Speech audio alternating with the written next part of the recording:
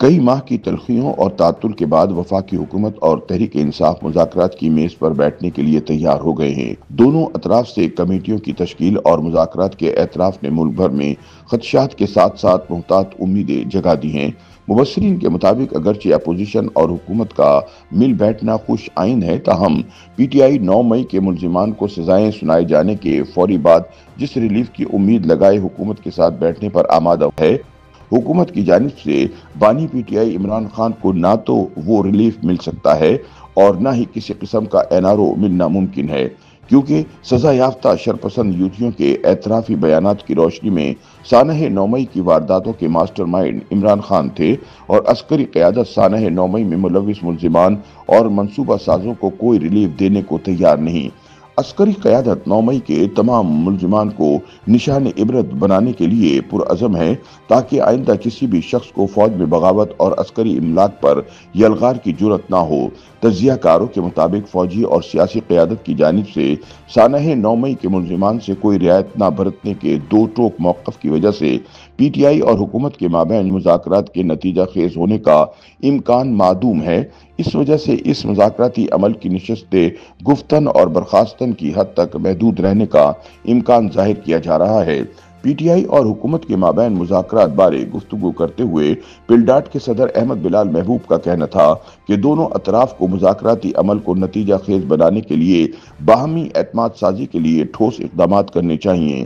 P T I کی جانب سے ان اقدامات میں غیر مہذب زبان کا استعمال روکنا، بیرون ملک بیٹھے عناصر سے مکمل علیحدگی کا اعلان کرنا اور فوجی قیادت پر سخت زبان میں تنقید کو ختم کرنا شامل ہو سکتے ہیں، جس کے بعد حکومت کو بھی پی ٹی آئی کے مثبت رویے کو سامنے رکھتے ہوئے تھوڑا ہاتھ ہلکا کرنا چاہیے۔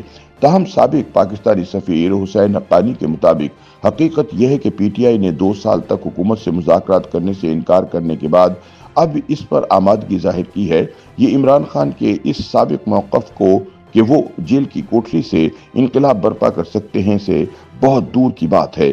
انہوں نے تجویز دی کہ پی ٹی آئی کو دوسری جماعتوں کو بدمعاش اور غدار قرار دینے کی بجائے ان کی قانونی حیثیت کو قبول کرنا ہوگا۔ اس کے بعد ہی عمران خان کے لیے ریلیف کے دروازے کھل سکتے ہیں۔ تاہم مستقبل میں جارحانہ طرز عمل اپنانے پر پی ٹی آئی کی سیاست ہمیشہ کے لیے ختم ہو سکتی ہے۔ سینئر تجزیہ کار حماد حسن کے مطابق اس وقت پی ٹی آئی الجھن اور انتشار کا شکار ہے۔ پی ٹی آئی کے پاس کوئی واضح ڈائریکشن نہیں ہے۔ انہوں نے مزید کہا کہ ہم سب جانتے ہیں کہ حکومت کے پاس مذاکرات کے لیے کتنا اختیار ہے۔ اگر ان مذاکرات کو مقتدر قوتوں کی حمایت حاصل ہے تو پھر ٹھیک ہے، لیکن اگر ان کی حمایت حاصل نہیں تو پھر یہ سب پی ٹی آئی کو پارلیمنٹ میں انگیج کرنے کی حد تک ہے۔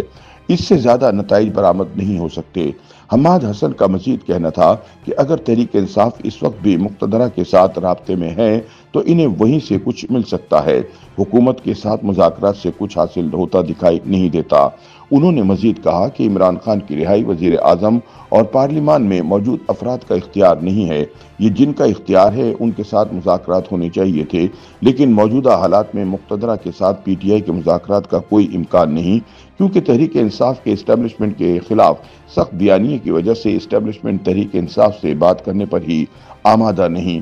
بعض دیگر تجزیہ کاروں کے مطابق سانحہ 9 مئی کے ملزمان کو سنائی گئی سزاؤں کی وجہ سے تحریک انصاف کو بہت زیادہ پریشر کا سامنا کرنا پڑے گا، کیونکہ کہا جا رہا ہے کہ 9 مئی کے ماسٹر مائنڈ کو بھی ضرور سزائیں دی جائیں گی۔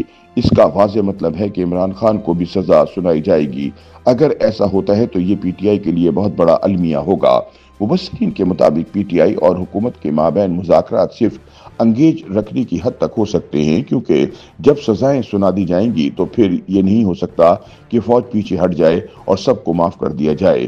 ان کا مزید کہنا تھا کہ اس وقت مذاکرات بارے کوئی بھی پیش گوئی کرنا قبل از وقت ہے۔ تاہم ایک چیز ضرور ہے کہ 26 نومبر کے بعد سے تحریک انصاف بیک فٹ پر ہے۔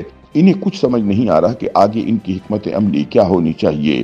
اسی لیے اب مذاکرات کی بات پر آمادہ ہوئے تاکہ کہا جا سکے کہ ہماری بات چیت جاری ہے۔